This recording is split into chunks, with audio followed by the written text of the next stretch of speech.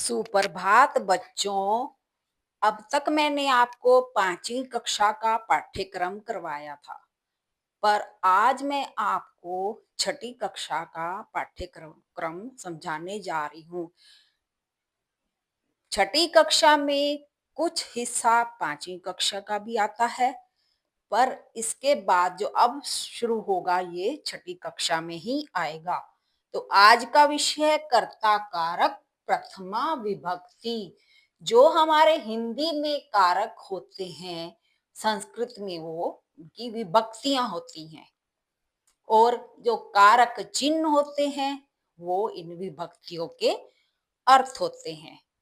शब्द के जिस रूप से उसका संबंध क्रिया से जाना जाता है उसे कारक कहते हैं। जैसे रामः पठति, राम का, इस वाक्य में राम का संबंध पढ़ना क्रिया से है। पठति का मतलब होता है पढ़ता है, यानी पढ़ना। राम का संबंध पढ़ना क्रिया से है।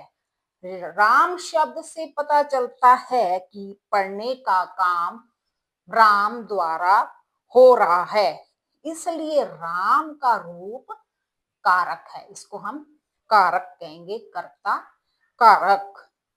संस्कृत में कारकों के रूप कुछ सहायक चिन्हों द्वारा व्यक्त किए जाते हैं, यानी लिखे जाते हैं। इन चिन्हों को कारक चिन्ह कहा जाता है। इन्हीं के आधार पर विभक्तियों का प्रयोग होता है। कर्तृकारम, संस्कृत में हम कर्ता कारक को कर्तृकारकम कहते हैं। क्रिया को करने वाला, यानी किसी काम को करने वाला कर्ता कहलाता है। कर्ता यानी सब्जेक्ट, किसी काम को जो करता है। साधारण वाक्य में, यानी सिंपल सेंटेंस में कर्ता कारक के लिए प्रथमा विभक्ति का प्रयोग होता है। कर्ता कारक के लिए कौन सी विभक्ति का प्रयोग होता है? प्रथमा विभक्ति का प्रयोग होता है। कर्ता कारक का चिन्ह, यानी इसका जो चिन्ह है ने होता है, ने। जैसे कर्ता ने कर्म को, पर ने शब्द का प्रयोग हम वाक्य में नहीं करते। जैसे बालक नमस्कार करता है, ऐसे लिखेगी ना, बालक ने नमस्कार करता है, ऐसे नहीं आएगा। तो इसकी संस्कृत होगी बालकः। बालक का संस्कृत होता है बालकः। नमस्कार करता है नमति।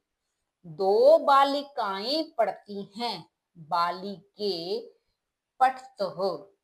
कई फूल, यानी बहुत सारे फूल, बहुवचन में आ जाएगा, इसमें खिलते हैं तो पुष्पाणि विकसन्ति, यानी कि एक वचन के लिए इसमें हम धातु के साथ ती प्रत्यय लगाएंगे, द्विवचन के साथ तह प्रत्यय लगाएंगे, बहुवचन के साथ अंति प्रत्यय लगाएंगे। जैसे आप 5वीं कक्षा के पाठ्यक्रम में पढ़ चुके हैं, उसमें जैसे वो लिंग में जैसे प्रथमा विभक्ति होगी बालकः, बालकौ, बालका। स्त्रीलिंग में जैसे बालिका, बालिके, बालिकाः। और नपुंसकलिंग में पुष्पम, पुष्पे, पुष्पाणि। और प्रत्यय सबके लिंगों में एक जैसे लगेंगे। जैसे एक वचन में ती, द्विवचन में तह, बहुवचन में अंति। ठीक है। अगर आपको मेरी वीडियो पसंद आई हो तो ज्यादा से ज्यादा शेयर करें, लाइक करें। धन्यवाद।